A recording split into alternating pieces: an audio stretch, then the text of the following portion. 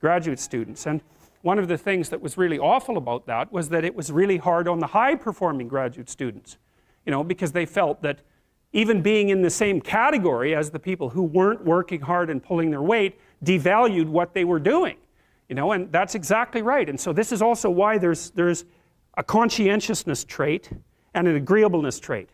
Because conscientious people judge you on your accomplishments, right? They don't give a damn about your feelings, not a bit. It's like, are you doing the work or not? Whereas agreeable people think, well, you know, your mother's sick and, you know, you've got a bunch of family problems and we all have to take care of each other and it's no wonder that you're having a rough time. And like, you can't say that one of those attitudes is correct and the other isn't correct. You can't say that. There wouldn't be those two dimensions if there wasn't something correct about both of them. But you can certainly point out that often they conflict, you know, and so the demand for inclusiveness and unity and care and the demand for high-level performance in a hierarchical structure, they're very different orientations in the world. And so it's complicated for people who are agreeable and conscientious.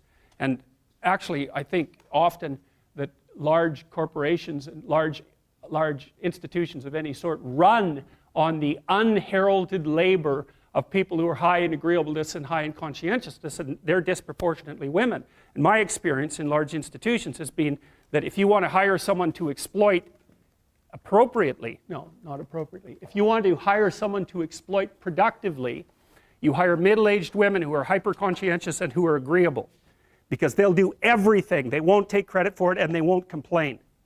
And that's nasty, and I think that happens all the time. And so one of the things you have to be careful of if you're agreeable is not to be exploited, because you'll line up to be exploited. And I think the reason for that is because you're wired to be exploited by infants.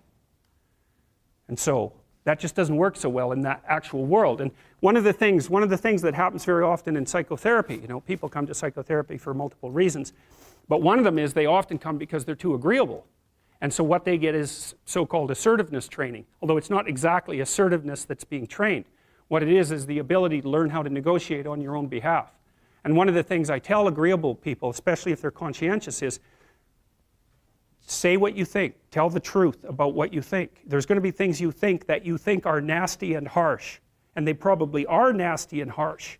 But they're also probably true. And you need to bring those up to the forefront and deliver the message. And it's not straightforward at all, because agreeable people do not like conflict. Not at all. They smooth the water. You know, and you can see why that is in accordance with the hypothesis that I've been putting forward.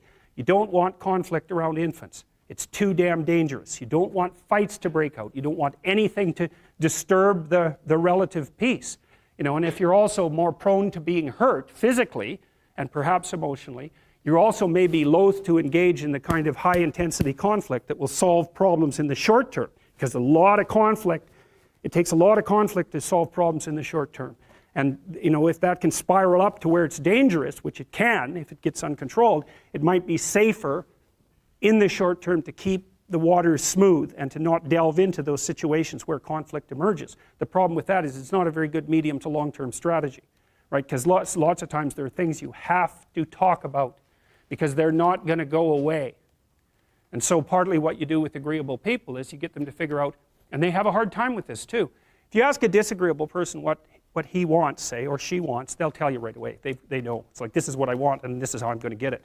But agreeable people, especially if they're really agreeable, are so agreeable that they often don't even know what they want, because they're so accustomed to living for other people and to finding out what other people want and to trying to make them comfortable and so forth, that it's harder for them to find a sense of their own desires as they move through life.